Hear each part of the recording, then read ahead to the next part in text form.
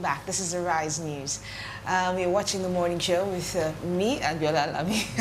All right, over the last 10 years, Career Insights, a subsidiary of Digital Bananas Technology Limited in the UK, has been adding extreme value to the lives of Nigerians in diaspora. With over 330 success stories being rolled out each year, Nigerians in the UK and Canada have been securing life-changing digital project management and business analysis roles, paying up to £132,000 a year. That's an equivalent of about 48 million naira a year. So here to discuss all of that and more is CEO of Digital Bananas, Keji Giwa. Welcome. Welcome. Yeah, I have to say, I love the name Digital Bananas. We always get that. I love the name. I was like, I like that name. So tell us about Digital Bananas and what you guys do. Okay, so Digital Bananas Technology is a digital technology solutions company.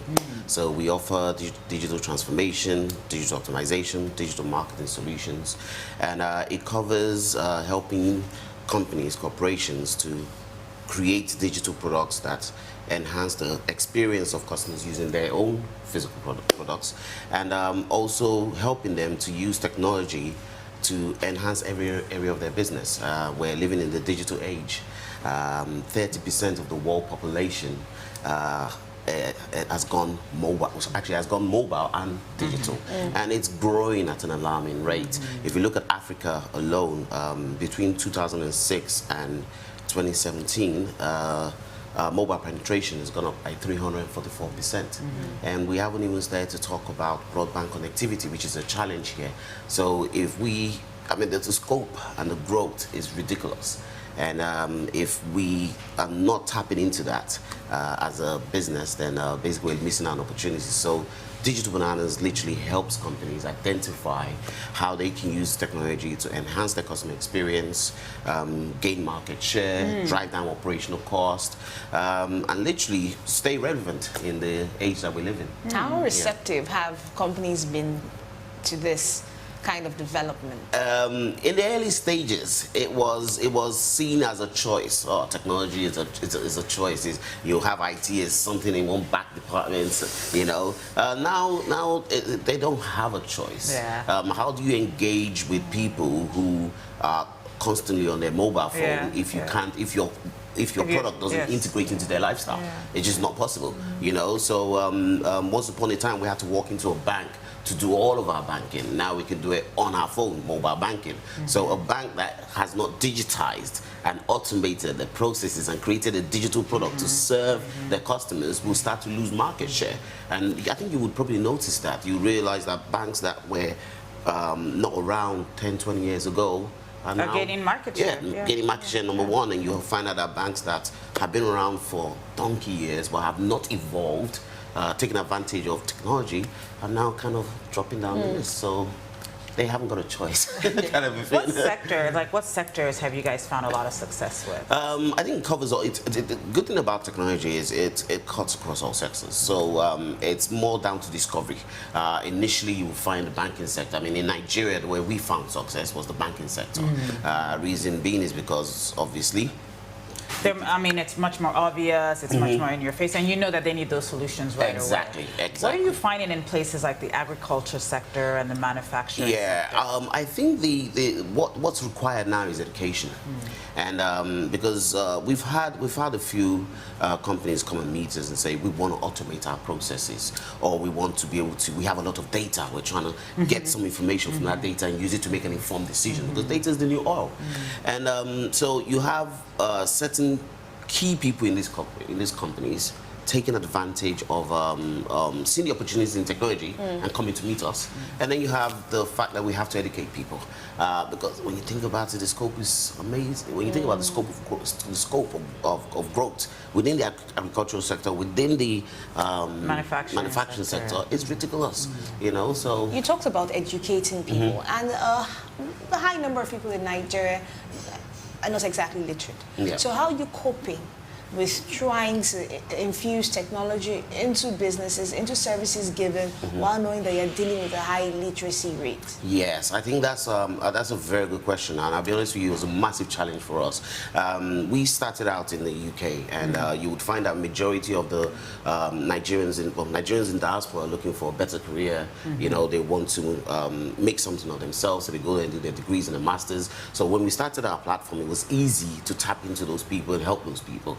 When you come to, when we started coming to Nigeria, we realized that you may have 200 million people, but actually, roughly around 10 to 20% of that number falls within the digitally savvy. Sure. You know, and then you then have the rest that have to kind of play catch up, and it's not exactly their fault. The infrastructure and what's required for them to succeed is not kind of there. So we initially had to just start with that 10% market, you know, and get them up to speed, first of all, with where we are within the digital age, and let them know exactly what they should be focusing on. Like I keep telling a lot of candidates and also a lot of companies, right now, data is the new oil. Data is your digital profit, you know, so if you're looking for ways to drive down costs, if you're looking for ways to increase market share, you want to be discovering more about your data. So we've been focusing on helping candidates to build their data analytics skills, to understand how to use web analytic tools, you know, and because if you can... About how many people are going through these training programs at any given time? We kicked off the data analytics session about 2 months ago. I think right now we have 243 active candidates in Nigeria. And the way we work is we allow them to work based on live projects. So we open the company up and say, these are our challenges. If any of our clients are happy to open up their projects to them, we say, these are the challenges these clients are facing. Based on what we've taught you, get your hands dirty. So they then work on those things. So you're creating a need in the workplace, in the market, looking for jobs. You're in the UK, you're in Nigeria, you're in Ukraine. These are 3 different markets. When you talk about growth, they've progressed in different ways. So tell us, how is it different, working in the UK, working in Nigeria, working in Ukraine? Where are we in Nigeria? You know what? I can't say it's different. Rather, I think that the best thing for me to say now is we live in a global economy. Digital technology has enabled us to globalize. Once upon a time, I was stuck in the UK. My sales team was in UK. My support team was in UK. All the trainers were in UK, and we had offices. You know, and one of the challenges we had is everybody wants to do the training. Everybody wants to get work experience, but it means we have to open up an office everywhere. And we decided, let's digitize this thing. We decided to create an e-work experience platform that enabled candidates to be able to collaborate anywhere in the world, work on projects, and have access to their tutorials. And before you know it, it wasn't just UK anymore. It was Ireland, it was United States, it was Canada, anywhere you can find a Nigerian basically was there. And we started to realize that, hold up a second, there's VoIP IP, voice over IP. We investigated that, and we realized we could actually come to Nigeria, set up, bring all our customer service over here, bring all of our sales over here. Is it cheaper for you to make that decision? It is amazingly cheap. It is extremely cheap. I mean, it used to cost us, what, £25,000 for the London office, Manchester office. That's zero now. Because now you've gone all digital. Not because necessarily you're doing it in Nigeria, but because most of it has been digital. Exactly. We've digitized the service. But then, in terms of why have... In Nigeria, we speak good English. If you have, when you call the office line, you're calling a UK number. So people from US, Canada, they're calling a UK number. Well, who's picking it up? Bunch of guys in Nigeria.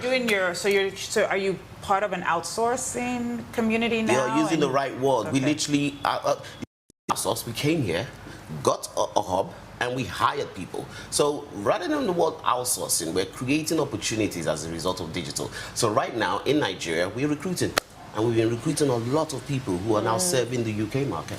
Okay, so your UK operations is outsourced to Nigeria. To Nigeria, if you want to put it that way. I mean, but that's great. So tell us, I mean, when you look at the opportunities now in Nigeria, you guys are doing online training for people. Is this only who's open to? Who's this online training open to? I think I want to make sure I get it clear because I'm. Yeah, I think that's a very important question actually. Our target audience are mostly graduates who are looking to move up the career ladder, who lack the work experience to actually move up the career ladder. Because you realize that when you finish university, the first thing you realize is I actually don't have the work experience to walk into a company and hit the ground rolling. Sure. And companies are not merciful enough to say, hey, come on board, let's train you, you know. You'd have to go through the graduate program if you're lucky to get through, and if you're not, then you're stuck. Well, what we do is create an environment where we will train you to the standard that the companies are willing to pay you, and then shoot you back out there. Okay. I have to ask about Nigerian graduates, because most of the time the allegations that they're unemployable. So you seem to be bridging that gap. Yes. Now, with the people who you meet, would you really say that's the problem, Nigerian youths are unemployable? Yeah, absolutely. You know what? When we first started, we had a major challenge with getting the right candidate. It was a nightmare for us. We had a very high staff turnover. You're hired this week, next week you're gone. You're hired this week, next week you're gone. And what was the problem? Lack of training. They didn't have the right training, or they hadn't had the environment to at least build the experience to then pick up. And we had to wake up to the reality of, look, if you want to, like you said, outsource to Nigeria, then you've got to get these guys well trained. And that was when we decided that, you know what, we're not just going to go and bring the training platform here and get people into jobs. We're actually going to focus on training our own staff as well. And I kid you not, this is not a joke. Data analytics, when we launched data analytics, it was one of our candidates in Nigeria who signed up last year, who now became one of the lead trainers and started training all of the candidates in UK and US. So guess what? I now no longer need to pay high rates for trainers in UK, because we've taken our time to invest in those in Nigeria, and they're now training everyone all over the world, which when you think about it is pretty incredible. So people pay for these trainings? Yes, they do. So if you're a young graduate and you're now looking for a job, and you come to your platform, and now I have to pay again. I'm sitting there going, I've just graduated. Obviously, I'm broke. I'm looking for a job. How reasonable are these prices? Okay, so I have a strong passion for my country, Nigeria. I may live in the UK, but I'm spending more of my time here, and because it's also cheaper to run your business. Let's not forget that part. So let's cover that up now. Well, yes, it's also cheaper to run my business, and one of the things I've realized is this. And actually, you know what? If you don't mind, ask that question again, because I just lost my chain of thought. We were talking about you're a young graduate, you come to a platform, you have to pay for training. Good, yes. How reasonable are these prices? So, like I said, I have a passion for Nigeria. And one of the things we decided was the average Nigerian, looked at average salary in Nigeria, can't afford the service. We charge what? £1,790 to come on the platform in the UK. Where are they going to get the money from over here? It's not possible. So we decided that, you know what?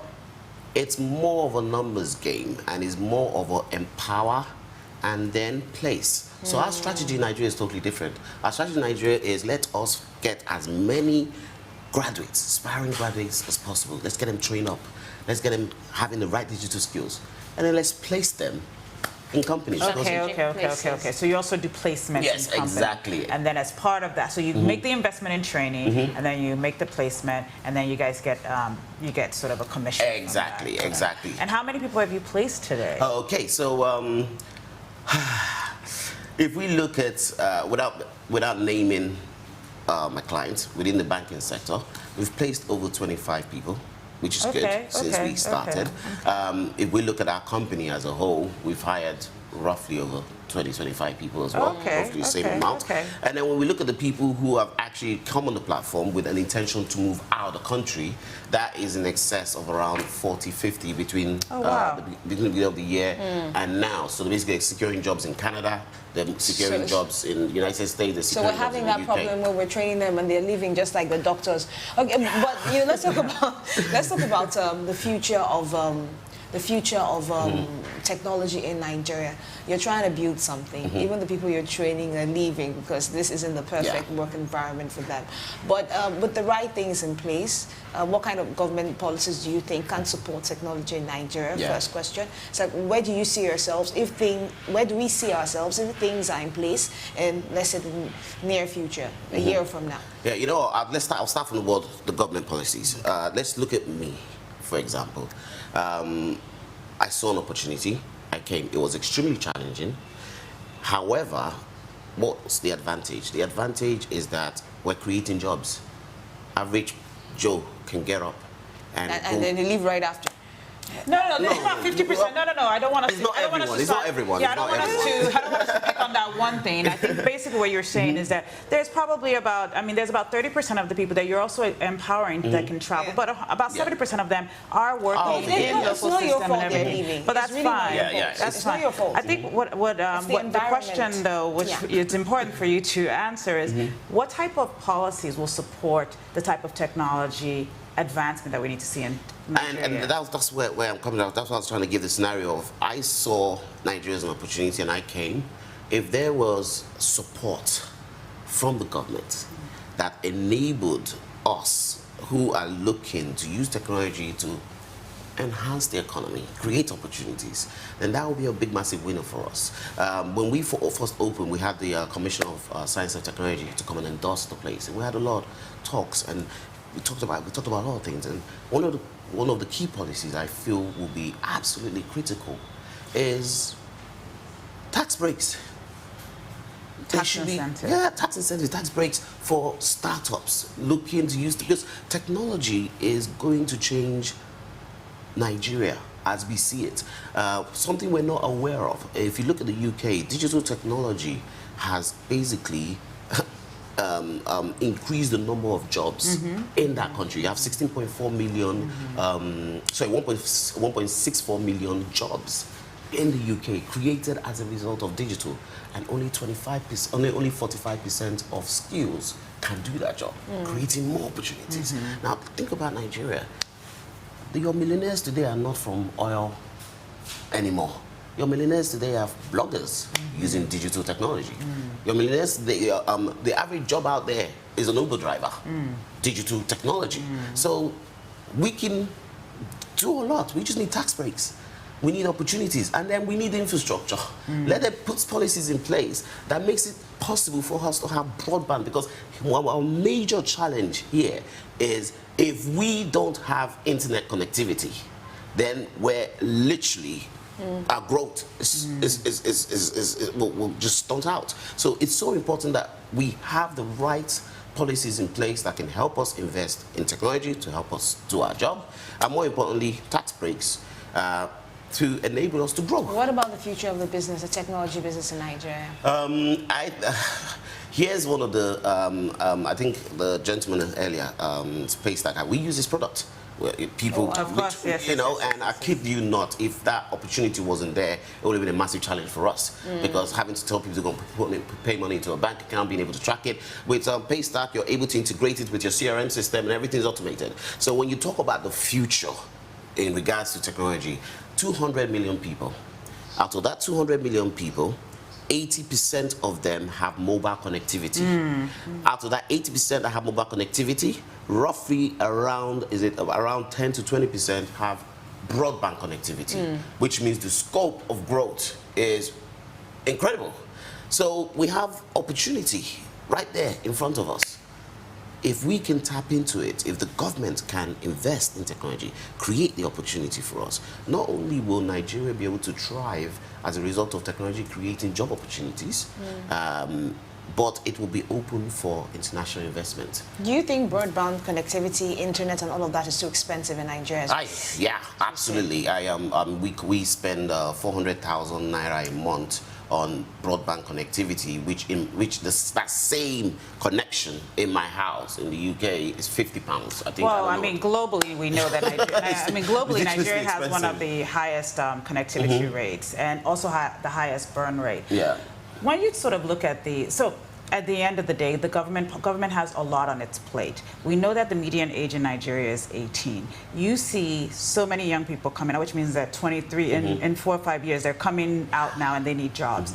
When you look at the number of young people out there, and you look at the youth unemployment, what are quick things that people can do on your platform that can at least arm them so they can start to make money right away? Definitely. Like quick training. What type of training modules are on there that kids should look out for? If I'm going to be brutally honest, it wouldn't be getting a job. And I know it's really weird me saying this, but we're a nation of entrepreneurs.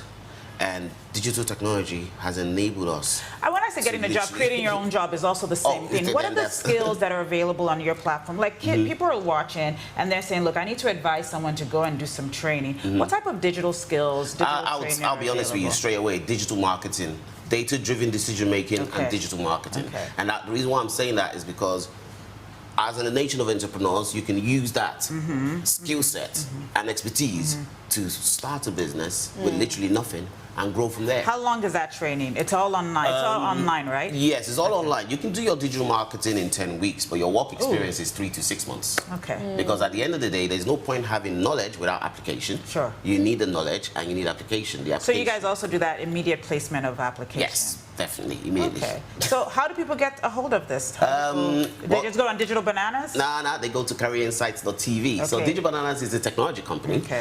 The products, the digital product is Career Insights. So Career Insight is the website you go to go take all these amazing training. Yeah. And, First thing you do is take a personality test. Discover which role suits you best. Okay. I think a man's gift will make way for him. So let's discover who you are. You know, so you take your digital personality test. It tells you you're a PM, you're a BA, you're a data analyst, you're a digital marketer. And then once you've done that, you set your account up and then off you go. And you can start collaborating with everyone in the UK or people in the United States. You can choose which projects you want to be a part of. Oh, wow. Yeah, it's really interesting. All right. And they get paid for that? No, that's one of that's part of your training. That's part of training. Fair so enough, you have access to that. You build your expertise as a result of that. And then, I could recruit you. Okay. One of our clients could recruit you. Or you could use the experience, which really I shouldn't say this, but to move out of the country and have a better life, which is what a lot of people do. The recruitment can come from outside Nigeria. All right. Well, hopefully they'll come back.